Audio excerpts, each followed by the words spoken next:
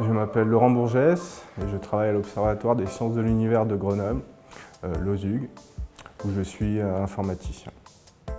Donc je travaille plus particulièrement dans le domaine de l'astrophysique et l'astronomie. Je réalise mon travail d'informaticien au centre Jean-Marie Mariotti, donc le JMMC. Le but de ce centre, c'est un service national d'observation qui fournit des logiciels et des services aux astronomes, donc à la communauté, pour exploiter au mieux les interféromètres optiques qui sont disponibles.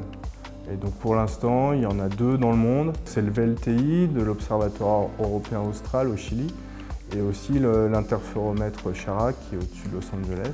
C'est donc travaillé sur 2 logiciels essentiels pour préparer les observations. Donc il y a Astro2 et SearchCal, donc surtout la compilation de beaucoup d'étoiles de calibration. Et ce qui fait que maintenant, en gros, tous les gens qui utilisent ces interféromètres, le VLTI ou Chara, ils utilisent nos logiciels. Donc le logiciel principal, c'est Astro2, qui permet donc de prédire pour un objet ou toute une liste d'objets si on peut les observer et jouer justement sur la configuration des télescopes et des instruments. Et donc on simule aussi si on va avoir du signal, des bruits, et donc estimer si c'est faisable. Pour réaliser les observations, on a à la fois besoin d'observer une étoile de science, mais on a aussi besoin d'observer une étoile autour, qui sert de calibration.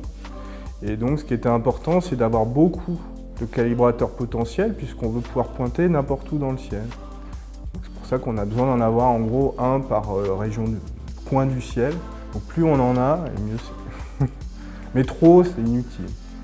Et sinon, en termes d'équipe, comme on est quand même dans le laboratoire d'astrophysique à Grenoble, on a des échanges avec des collègues proches qui réalisent des instruments ou des observations, et donc on a quand même une bonne synergie. Ce qui me plaît, c'est d'être dans l'aspect opérationnel. C'est-à-dire qu'on sait que 24/24, nos outils servent. On a des statistiques, on voit qu'il y a des pics, mais c'est toute l'année qu'il y a des utilisateurs.